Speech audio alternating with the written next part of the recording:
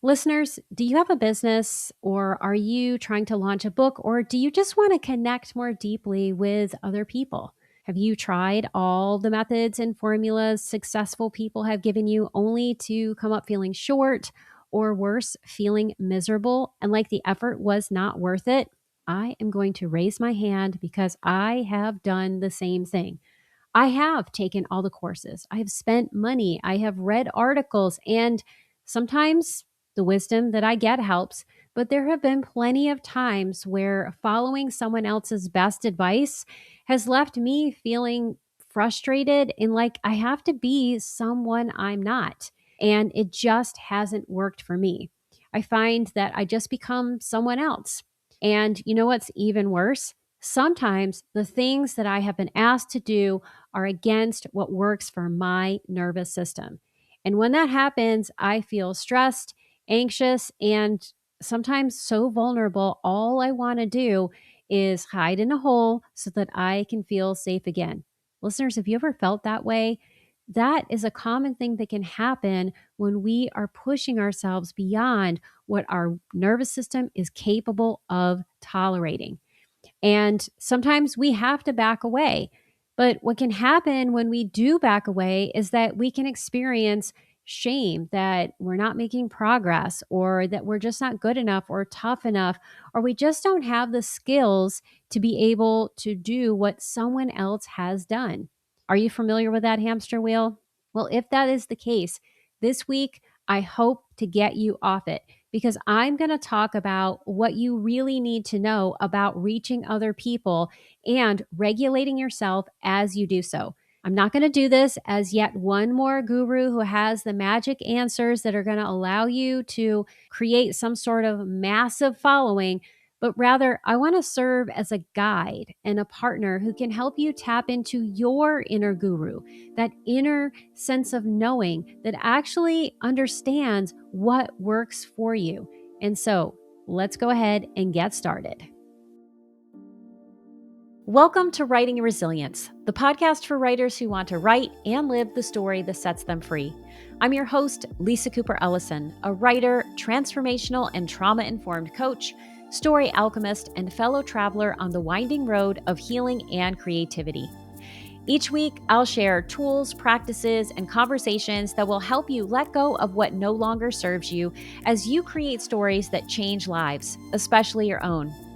Together, we'll explore how to trust your creative voice, support your mental health and resilience, work with your nervous system and unique design, and stay connected to your deepest calling as a writer, even when life gets messy. It's time, my friends, to write and live the story that sets you free. I'm honored to walk that journey alongside you, one story and one episode at a time. Well, hello, everyone. I'm Lisa Cooper Ellison, your resident story alchemist and host of this show. Every week, we explore the ways you can write and live the story that sets you free. And I am so excited about today's episode because we're going to talk about a topic that is near and dear to my heart and one that I find is really important to talk about when it comes to people who have experienced trauma and really anyone who has felt like putting themselves out there feels dangerous or scary or creates anxiety. And that issue is your platform. So, what do I mean by platform? Every single person has a platform or a way that they can connect with other people. And if you're a writer, you've probably heard the term author platform. And it sounds really official, like, oh my gosh, I have to have this thing called an author platform. Well, really, an author platform is just how you reach your readers. And one of the reasons why author platform can feel so prodigious, to use a big word, or like heavy, right? Is that it can feel scary to put yourself out there. And that's because we often think about it as like, oh, look at me, buy my book, buy my course, buy this thing that I want you to do. And when we think about platform in that way, it really is inauthentic. It's not going to serve other people. One, because it's not really giving them what they need, but it's also not giving you what you need, right? That inauthenticity is going to show up in the way that you speak, the way that you carry yourself, and even the messages that you share. But we don't have to think about platform that way. We can think about our platform as a gift that we are offering to the world. I think about it the way Marie Forleo talks about it in her book, Everything is Figure Outable. One of the things she says is no one else has your exact talents, gifts, and perspective. And if you don't express it and work every day to share your unique gifts, the world has lost something truly irreplaceable. Otherwise, you are stealing from those people who need your work most. And so that idea of not stealing from the world has really stuck with me. And it's something that I say to myself when I get afraid or I work on my platform in a way that feels uncomfortable, which I'll be honest is often because I've had to learn how to do this in a way that feels regulating to my nervous system. And I'm going to share a story in a little bit about a time when I didn't do it well. So hang on for that. But for now, let's dive a little deeper into what an author platform is and some of the myths around it. So, your author platform really is just the ways that you reach other people. And in the case of an author platform, it's how you reach your readers. And there are some myths that people hold on to that create tremendous pressure on themselves around what they're supposed to do. And so here are some of those myths. I have to be in specific places, like on social media when I don't want to be on social media. Or to be successful, I have to become an influencer and I have to learn how to do specific dances or performances for other people. And while I'm doing this, I have to amass a lot of followers. And also that there's some sort of magic formula that you can use to get there and other people know it. So if I just get the magic formula, I'm going to do the two things that we're supposed to do. I'm going to amass all of those followers and I'm going to publish something either as a post or as an essay or somewhere that is going to go viral. And then I am going to be famous. Listeners, have you heard that? Have you thought that? Have those ideas rolled around your mind and caused you to be completely stressed out? I have. I can definitely admit that. And so today, let's unpack that and create some more ease around this process and around the way you see your author platform. And if you're not a writer, the way that you reach other people in an authentic way that is true to you. So if you are trying to build an author platform or any kind of platform where you want to reach a larger number of people, you have to have places where you are hanging out.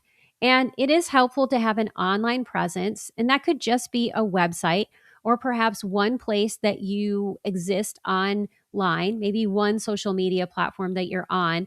That way, people can connect with you in the ways that most people are connecting with the world, right? Most people aren't going to the phone book to find people, or they aren't going to the library, they're going online. So having some sort of presence there is helpful, but that is not necessarily what you need to do, especially if being online causes you stress and it does not feel joyous. There are plenty of other ways that you can build an author platform.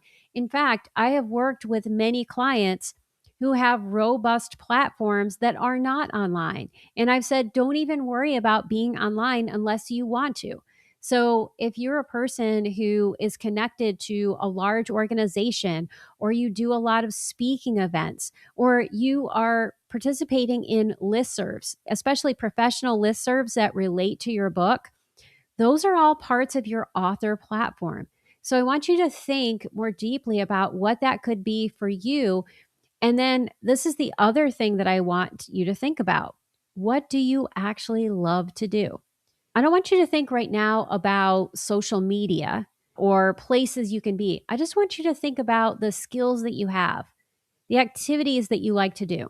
So, for instance, do you like to talk? Do you like to speak to other people? Do you like to draw? Do you like to write? Do you like to do something else entirely? And also, what is the weird thing that you like to do? That thing that's just you, that when people hear about it, they are surprised and intrigued, and it makes them want to know more. I want you to take a moment to think about those things. And if you have a notebook nearby, write a few of those down because those things are the things that can help you figure out where you want to be so that you can build the kind of author platform that really works for you. And when you're doing that, right, and you're thinking about where you want to go and the things you want to do, one of the most important things I want you to think about is, what does success look like for you? Right? What are your goals? Because you do not have to have a large following and you do not have to become an influencer in order to have a meaningful platform and meaningful ways of reaching other people. And notice what I keep saying, meaningful ways of reaching other people. And that is because there are lots of ways that you can have large followings that are meaningless. Let's say you have 10,000 followers on, I don't know, Instagram, but very few of them like your work or they don't comment and it's just a number, right? That's not meaningful. Meaningful engagement means that people are actually connecting with you.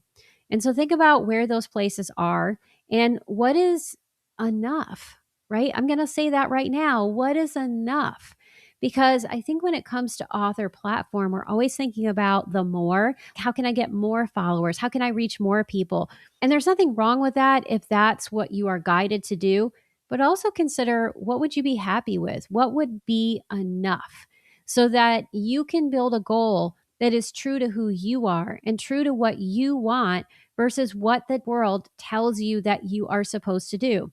And here's just a simple example of some author platform goals that clients of mine have shared. Some people just want to practice using their voice. They want to be online to help themselves make sense of their stories. So maybe they're on Substack and they're writing essays about that. Or maybe they're creating reels because they want to learn how to share something about their book in a more succinct way. Or maybe they're thinking about starting a podcast like I did. And they want to have a way of using their voice to have a certain kind of conversation. And in fact, I started this podcast because I don't really like social media that much. I'll be honest with you, I'm on social media a little, but my brain actually feels better when I'm not on social media. And I personally like to engage in long form work more than I do short little reels. Those little reels are these dopamine hits that will take me down a rabbit hole that will waste all of my time. But if I can listen to a podcast that inspires me, makes me think about things in a broader way, or helps me have a better mindset, that's useful to me and that's important. So that's one of the reasons why I started this podcast. The other thing is that I really like to know stuff and I like to know people and I like to lift them up. And this allowed me to do all of those things. So think about what is important to you and what enough is. Because as I said earlier, I talked about engagement.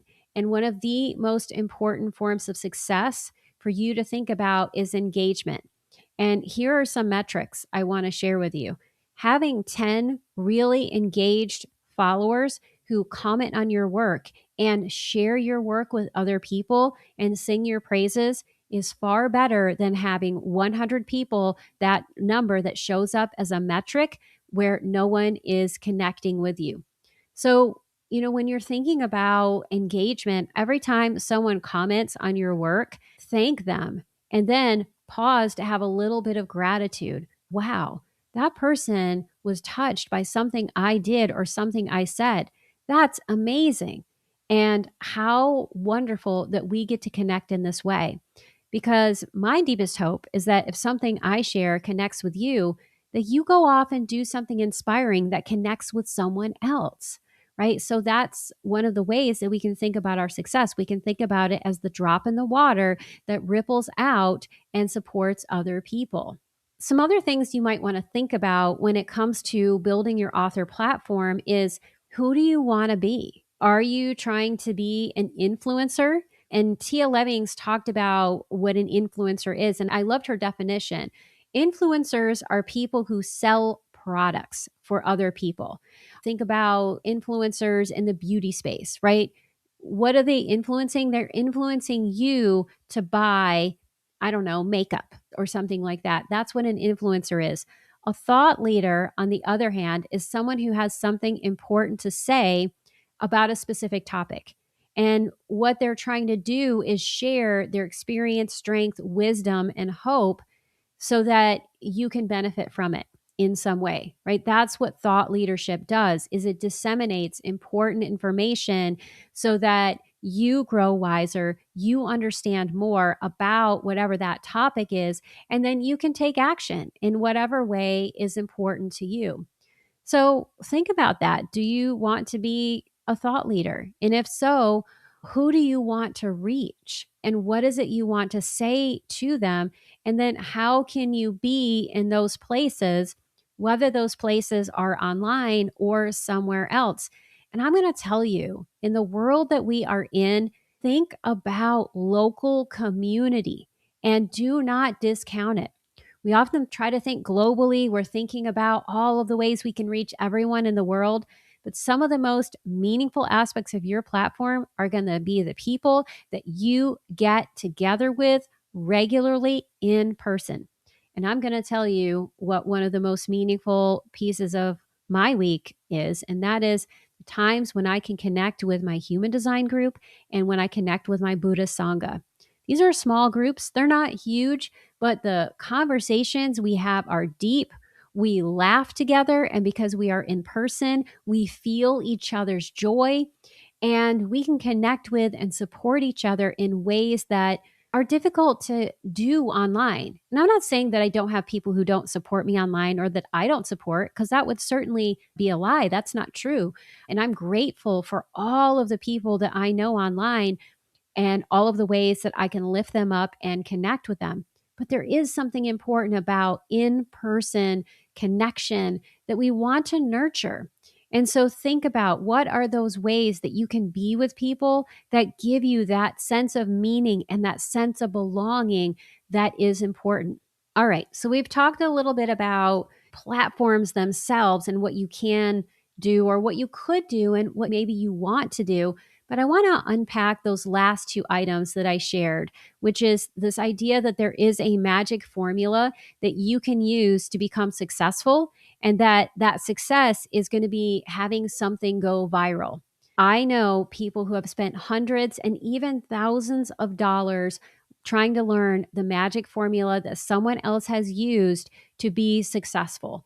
And this is not to diss anyone who has been successful in some way, or they haven't figured out what that secret formula or the magic formula is for them. They have figured out what that formula is for them. But here's the thing that we want to keep in mind: those results may not be replicatable. And that's because there are other factors at play in terms of how quickly that person works, the topic that they're talking about, the connections that they have, just the timing of the things that they do that are not the same for you. And this is not to say that you can't be successful or that sometimes formulas don't work for some people. They do.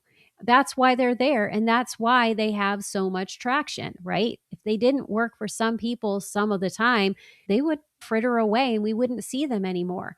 But I want you to just keep in mind that just because something has worked for one person does not mean that it will work for you. And that could be because it's not designed for you. And I'll just be honest, I have spent that money too. I have learned many different formulas and I've tried to learn them for me, but also for my clients because I work with people on author platforms. And I know a lot and I can guide people as to things that might work for them. But there are a lot of times when I find, oh my gosh, I'm trying to do this for myself and it's not working because it's taking time that I don't have. It's requiring me to be someone that I'm not. And there's just a no inside my body. And I've tried to override it in order to please the formula. Listeners, have you ever tried to please a formula or please an idea that someone else had as to how you were supposed to work? If you have, please drop a YouTube comment because I want to hear from you and I want to know about that story because we are kindred spirits. So easy to do that. And what I want you to take away from this is that you can be successful. I am holding space for your full and total success. But I really want you to know what success is for you and to understand that we are not all successful in the same ways. And there are a variety of different reasons why. And one of the ways that I have come to understand this is through human design. So, if you're not familiar with human design is a system that helps you map your energy and how you can work with ease and flow. And I am going to be teaching a session on May 27th called Build an Author Platform that aligns with your design and nervous system, which I'm super excited about. And if you want to join me for that, you will learn more about what your human design is and how these things work for you. But I want to talk about how it works for me right now using two parts of human design that I think are really important to building an author platform, and that is your strategy and your profile. Okay, so your strategy is the way that you work in the world with ease. It is the way that actually works for you. And for some people, it is counterintuitive. So I am an Aries. Aries people have fire. We like to go, we like to start, right? That's something that's really important for us. But my strategy as a person who is a generator, and generators are people who have consistent energy, is to wait and respond. First time I heard that, I was so frustrated. I'm like, are you kidding me? Wait and respond? I hate waiting. It's the worst thing in the world. I've since learned exactly what that means and how that works, and how really what I'm meant to do is pay attention to what's happening in the world, notice what's lighting me up, notice what's bringing me joy, pause for a moment to see if this is really something I should do now or if it's really for me, and then take right action, which is very different. There are other people who have different strategies. And when you understand what your strategy is, you can understand why certain things haven't worked for you or what actually gets in your way. And sometimes what gets in your way is thinking you're supposed to do things the way everyone else does. The second part of that is your profile. And your profile is the mask that you wear in the world. It's kind of the way that you operate. And I've said already that I'm a generator, but I am a 1-3 generator, which means that, again, I have that consistent energy and desire, and I have a desire to do two things. One is to learn things deeply. I love having all of the information. And that's my one line. The one is the researcher investigator. I like to have all the information, and I like to do things that allow me to gather more information. The 3 line is about experimentation. It's called the martyr, which I actually hate. That's the original term in human design. But in quantum human design, they call it the experimenter. I like that word a lot better. So it's a word that I tend to use. But the 3 is about trying things, seeing what works, sometimes breaking things, sometimes having a trial and an error and falling on the side of error, but always having a lesson so that you build mastery through those experiments, right? So you build mastery through experiments. It is not always easy to be a 1-3 because those two things compete. But when I have paused to embrace that, it's helped me understand why certain things work in my author platform and why I like to do them. Teaching allows me to learn things deeply.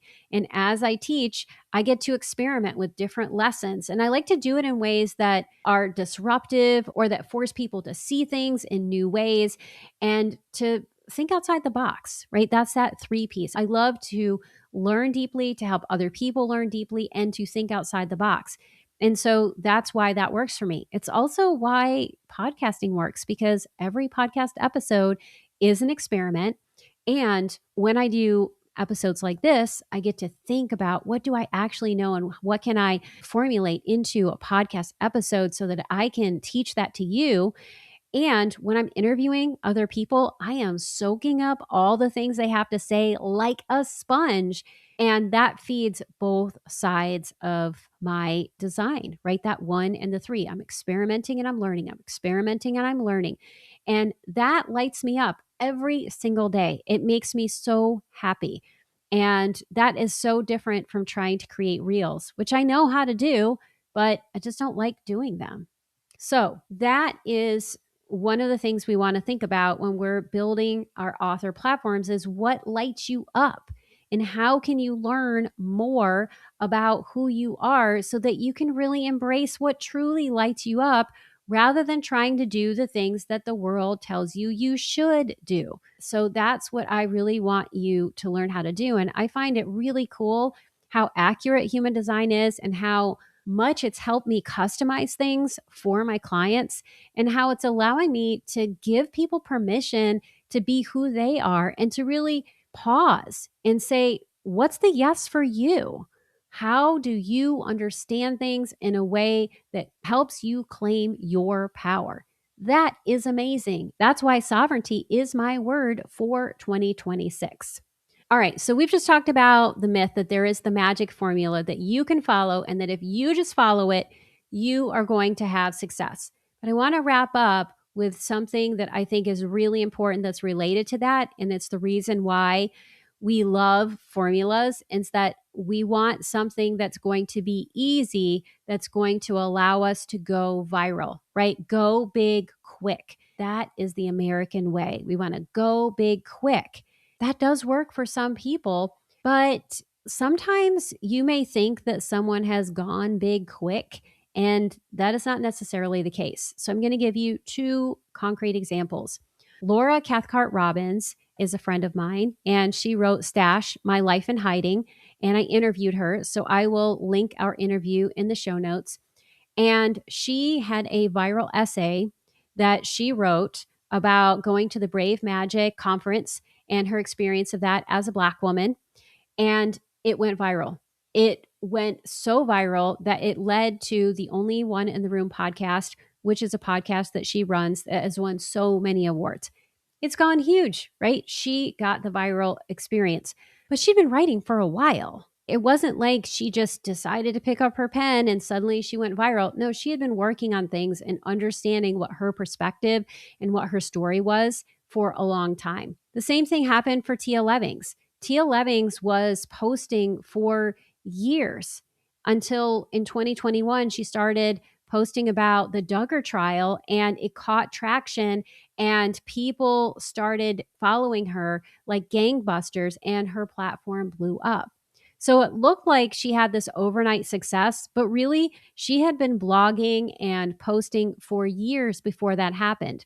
So I say all that just to say that there can be the illusion of overnight success that we can buy into that isn't true. So are there occasionally people who do have overnight success? Yes, but more often than not, people have been working at things for a while, and it's just that what they have to say just aligns so well with the timing and what's happening in the world that it leads to the success that they have. But here's the other issue that can take place when it comes to trying to go viral. It's not just that buying into that quick satisfaction, it's that we're not actually wired for that. Our nervous systems are not wired to suddenly go from having 10, 20, 30 connections to millions of connections overnight. And in fact, it can cause people to freeze and to actually quit what they're doing. And so I'm going to give you a little story about that. That feels pretty vulnerable, but it's been a teachable moment for me that I have shared with people for years. So, listeners, I'm offering it to you. Back in 2015, I felt called to write this essay about my brother's suicide. I had this internal yes, like, you need to write this essay. And I had been to some writing conferences and I pitched the Washington Post and they said no. And so I immediately sent it to the Guardian and they said yes. And this essay did really well. And it was my first really big publication.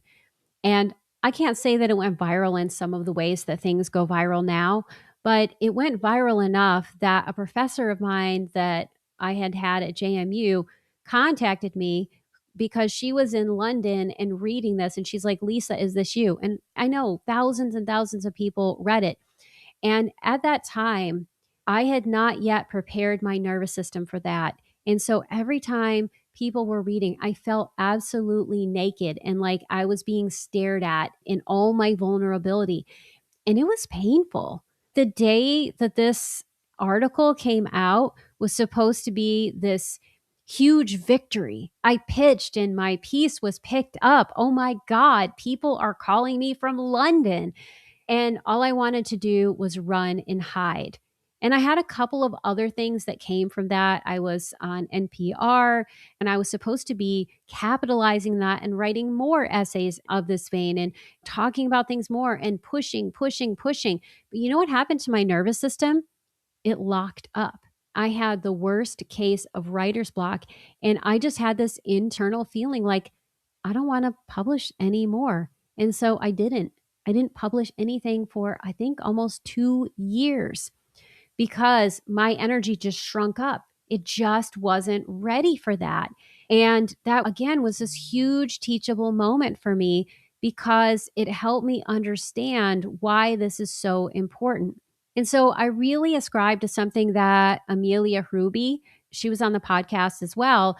And she talked about the fact that steady growth is important. And this is steady growth that allows your platform to grow alongside your nervous system's capacity to accept that level of visibility.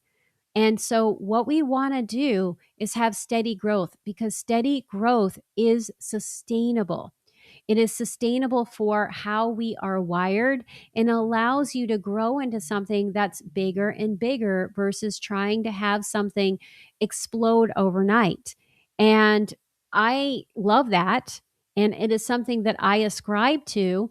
And it is something that I have worked towards. And I feel really good about that. So when I think about success for me means working at a rate that allows my nervous system to grow alongside my capacity to reach other people. And that's not sexy, my friends. That's not sexy. It's also not maybe satisfying in the ego sense of things where we want it to go big fast. But you know what? It has been the best thing for me. And I am so glad that I have allowed myself to do that because I wouldn't have this podcast today. I wouldn't have some of the publications I have today if I hadn't taken the time to really allow for that to happen, right? So it was the work behind the scenes that was needed for me to have an author platform that works the way it does today. And it's not the biggest platform ever. I'm not going to say that it is, but I feel really good about what I've created. And I feel so honored by all of the people who comment on my work and who write to me about how what I do is meaningful. So, listeners, you know who you are. And I'm just thanking you right now for all you have done to make me feel like what I do in the world is meaningful because it's why I continue to show up even when it's hard. It's why I stretch myself even when it feels uncomfortable. All right, so that's enough about me. Let's get back to the topic. I want to wrap up by reiterating a few things about what we talked about today. So, first, I just want to remind you that your author platform or any platform you have is how you reach people. And the question you want to ask is what are the best ways for you to reach people? How can you be in connection with people in person whenever possible? And what does success look like for you when it comes to reaching people? It could be just to have a successful conversation where you feel connected and you feel like you belong. That is probably some of the best success you will ever have.